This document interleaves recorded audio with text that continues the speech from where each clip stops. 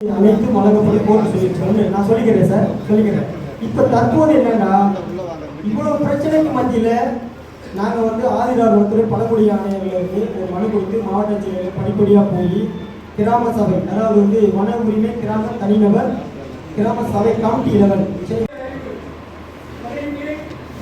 ஏதோ உழைக்கிறோம் உண்கிறோம் வாழ்கிறோம் என்ற நிலையை பார்த்திருந்தால் அந்த பழைய ஆவணங்களை எல்லாம் அவர்கள் பாதுகாப்பு, அந்த பழைய ஆவணங்கள் எல்லாம் அந்தந்த மாவட்டத்தினுடைய ஆவண காப்புகளுக்கு இருக்கிறது. நமது வேலூர் மாவட்டத்தை பொறுத்தவரை மதுரை ஆவண காப்பகத்திலே இந்த விவசாயிகளுடைய அத்தனை ஆவணங்கள் என்னுடைய பெரிய கொடுத்த நீங்கள் அழைத்தீங்க. நீங்கள் உங்களுடைய பயிர் பெருமானம் கிடைக்காது. அதனால் அனைத்து முதல்வருக்கு எந்த விதமான ஒரு தடையும் வனத்துறை அதிகாரிகள் குறிப்பாக வனத்துறை அதிகாரிகள் குடிநீர் குடிப்பதற்கு கூட நடத்தினார்கள். அதனுடைய அண்ணாநகரில் ஒரு பகுதி இருக்கிறது. அந்த பகுதி மக்கள் குடிநீருக்காக தண்ணீர் எடுக்கின்றதை கூட நடத்தினார்கள். குடிநீருக்கு மழையை கொடுக்கின்றார்கள். நம்முடைய கிராமத்திலே பல கிராமங்கள் அழைக்கப்பட்டிருக்கிறது. போய் கால்நடைத்துறை வந்திருக்கிறாரு, சந்தோஷம். சரிங்களா? வேளாண்மைத்துறையுடைய பிஏ அக்ரிகல்ல ஹார்டிகல்ச்சர் எல்லாருமே விவசாயம் கூட அதனால விவசாயம் பண்றாங்க. அதை சார்ந்து விளைவிக்கக்கூடிய பொருட்களை எடுத்துட்டு வரணும்ல. அங்க உள்ள உரம் அங்க உள்ள டிராபேக் நிறைய இருக்குல்ல சார். சொசைட்டி இருக்கு, கூட்டுறவு சொசைட்டி. ஸோ அவங்களாம் கொஞ்சம் வந்தாங்கன்னா கொஞ்சம் அந்த நிறைந்த பகுதிக்கு கீழ் அந்த மலையினரும் வாழ்ந்து கொண்டிருக்கிறார்கள். 150 ஆண்டுகளுக்கு மேலாக குறைஞ்சது இவர்களுக்கு வாழ்வாதாரத்துக்கு அன்றைய காலகட்டத்தில் இதே வனத்துறை வீட்டை போட்டுக்க வனத்தை வளர்த்துக்க கால ஏழை எளிய மக்கள் இவங்ககிட்ட பேசக்கூட தெரியாது சார், சாப்பிடுறதும் தெரியும், உரிமையா பேச தெரியாது. சரிங்களா? இவங்க தொடர்ந்து இப்போ எலெக்ஷனுக்கு முன்னாடி என்கிட்ட சொன்னது மாவட்ட ஆட்சியர் வனத்துறை அதிகாரி சொன்ன வார்த்தை வேற. ஆனால் இன்றைக்கு நடக்கிற வார்த்தைகள் அவர்களுடைய வேலைப்பாடுகள் அதிகம் என்னண்டா துரிதப்படுத்துறாங்க. அவங்க போய் வெளியேற்றுறதுக்கான ஆவணங்களை எத்தனை அரசு அதிகாரிகள் இருக்காங்க அப்படின்னு லிஸ்ட் எடுக்கிறாங்க. அவங்க அங்கே வாழ்றதுக்கு அன்றைய காலகட்டத்தில் ஊரக வளர்ச்சித்துறை, வருவாய்த்துறை, பொதுப்பணித்துறை, வனத்துறை அனைத்து துறையும் அவங்களுக்கு அடிப்படை உரிமைகள் இருக்குன்னு சொல்லி கொடுத்த ஆவணங்கள் இருக்கு. இவங்க வந்து கோர்ட்டுக்கு போகாம வனத்துறையே கோர்ட்டுக்கு போயிருக்கு. வனத்துறை கோர்ட்டுக்கு எப்போ போயிருக்குன்னா 2005 வந்து ஒரு ஆர்டர் சுப்ரீம் கோர்ட் ஆர்டர் போட்டுருக்கு சார். அந்த ஆர்டர்ல என்ன சொல்லுதுன்னா 75 ஆண்டு காலம் நீங்க 17/3/2002 சொல்லியிருக்குது. 13/12/2025 ஆர்டர் வந்திருக்கு. அதை உங்களுக்கு பார்வைக்கு தரேன்.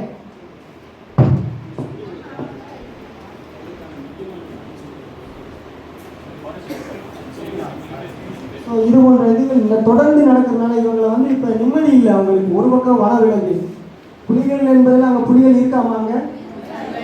ஏன் புலிகள் இருக்குதோ அவங்களுக்கு மிரட்டிக்கிட்டே இருக்கிறீங்க. புலிகள் இருக்க வேண்டிய இடத்துல வைங்க, நாங்களே பாதுகாப்பு பண்ணுற விவசாயிகள். இந்த விவசாயிகளை தானே அன்னைக்கு வனத்துறை அதிகாரி ஒருத்தர் வருவாரு.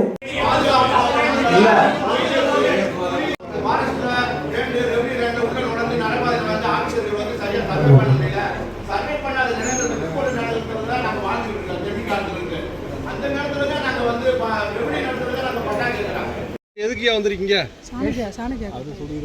அதாகப்பட்டது தேனி மாவட்டத்திலே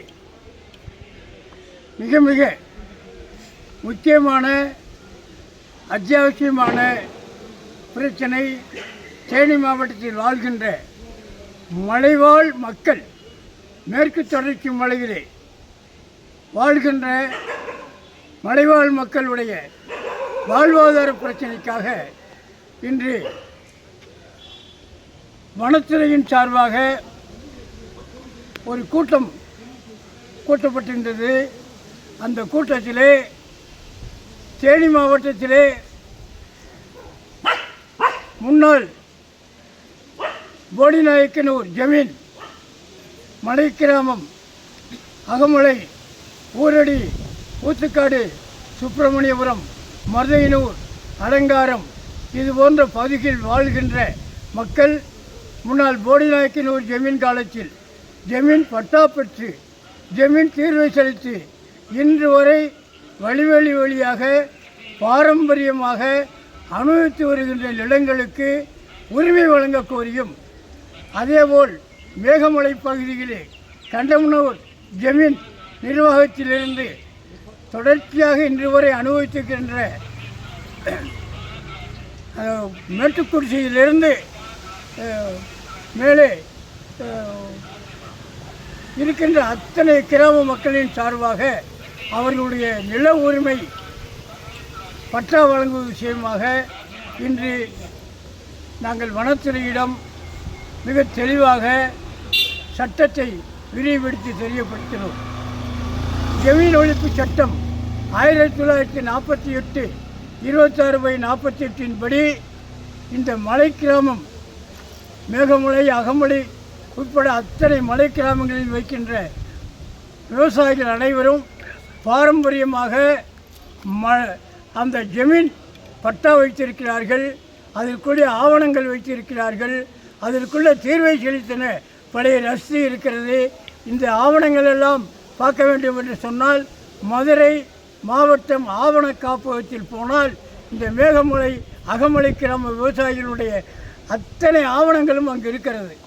அந்த ஆவணங்களை முறைப்படி போய் நகலெடுத்து இந்த ஆட்சித்தலைவருக்கு, தேனி மாவட்ட ஆட்சித்தலைவருக்கு சமர்ப்பிப்பதற்கு இந்த மலைவாழ் மக்களால் முடியாது. காரணம், மலைவாழ் மக்களுக்கு போதிய உலக அறிவு பத்தாது. உழைப்பு, உடல் உழைப்பு, வாழ்க்கை என்று வாழ்ந்து கொண்டிருப்பவர்களுக்கு இந்த சட்டப்படியான ஆதாரங்களை நிரூபிப்பதற்கு வாய்ப்பில்லை. அந்த சட்டப்படி ஆதாரங்களை நிரூபிப்பதற்கு ஆட்சித்தலைவர் அவர்கள் மதுரை மாவட்ட ஆட்சித்தலைவருடைய ஆவண காப்பகத்தில் இருக்கின்ற இந்த அகமலை மேகமலை கிராமத்தில் இருக்கின்ற அனைத்து ஆவணங்களையும் அவர் நகலெடுத்து இங்கு வந்து அந்த நகலின் அடிப்படையில் பார்த்தால் இந்த விவசாயிகளுக்கு அனைவருக்கும் ரைத்து வாரி பட்டா கொடுப்பதற்கு சட்டத்தில் வழி இருக்கிறது, வகை இருக்கிறது.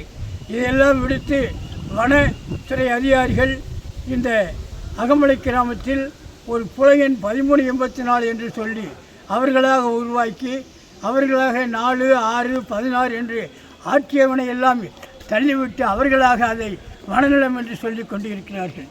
அதே மாதிரி மேகமலை கிராமத்தில் 280 ஏக்கர் நிலங்களை வனநிலம் என்று சொல்லி அங்கிருக்கின்ற வனத்துறை அதிகாரிகள் சொல்லிக் கொண்டு இருக்கிறார்கள். அதனால் இந்த அகமலை கிராமம் மேகமலை கிராமத்தில் இருக்கின்ற விவசாய நிலங்கள் அனைத்தும் சட்டப்படி, நியாயப்படி, வன உரிமை சட்டப்படி அது அவர்களுக்கு பட்டா நிலங்களுக்கு ஒப்பாக இருக்கிறது. அந்த விவசாயிகளை வெளியேற்றிய நிலையை வனத்துறை அதிகாரிகள் எடுக்கக்கூடாது என்று சொல்வதற்கு தான் இன்று வனத்துறை அதிகாரி மூலமாக இன்று மனுக்களையும் நாங்கள் கொடுத்திருக்கிறோம். அந்த மனுக்கள் நகல் 10 மனுக்கள் கொடுத்திருக்கிறோம். ஆதலால் இந்த நிலையிலிருந்து இந்த மேகமலை அகமலை கிராம மக்களுக்கு எந்த ஒரு தடை உத்தரவும் வனத்துறை செய்யக்கூடாது என்று தமிழக அரசுக்கு எங்களுடைய சங்கத்தின், தமிழக சங்கத்தின் சார்பாக ஐயா உழவர் விருந்தலைவர் நாராயணசாமி நாயுடு ஐயா அவருடைய சங்கத்தின் சார்பாக பணிவாக தெரிவித்துக் கொள்கிறோம், வேண்டுகிறோம். வெற்றிவேல் பேசுகிறேன். நாங்கள் பல ஆண்டுகள் எங்கள் பாட்டையம் பூட்டாயம் காலத்திலிருந்து ஜமீன் நிலத்துகளில் வாழ்ந்து வருகிறோம். எங்களுக்கு அப்போ இருந்தே தேன், ஆமணக்கு இப்படி போன்ற விவசாயங்கள், மலவாழை, காப்பி, ஆரஞ்சு, அவகோடா, ஏலம் இது போன்ற மிளகு போன்ற சாகுபடிகள் செய்து வருகிறோம். அங்கே நெல் வயலும் நெல் விவசாயமும் பண்ணிக்கிட்டு இருக்கோம். எங்களுக்கு வரகு இது போன்ற சிறுதானிய வயல்களும் அதிகமாக பண்ணிக்கிட்டு இருந்தோம். ஆனால் நாங்கள் ஜமீன் காலத்துக்கு முன்பு பாண்டிய மாண்புக்கு முன்னிருந்தே வாழ்ந்து கொண்டு இருக்கிறோம். அந்த நிலங்களில் எங்களை பாரம்பரியமாக வாழ்ந்துக்கிட்டு இருக்கின்ற இந்த மன்னாடியார்கள், மற்ற பிற ஜாதிகள், ஆதிவாசிகள் எல்லாம் நாங்கள் அங்கே அந்த மலைப்பிரதேசத்தில் பாரம்பரியமாக வாழ்ந்து செப்பேடுகள், கல்வெட்டுகள்லாம் இருக்குது, தெய்வங்கள்லாம் இருக்குது. அந்த அதுக்கூடிய சாட்சிகள்லாம் பல ஆண்டுகள் வாழ்ந்தக்கூடிய சாட்சி, எங்களுடைய பொருள், செம்பு, பித்தளை, இதெல்லாம் செம்புகள்லாம், ஐம்பொன்னுலாம் ஆவணங்கள்லாம் இருக்குது. ஜமீன் கொடுத்த பட்டா கிட்டாலாம் வச்சுருக்கோம்.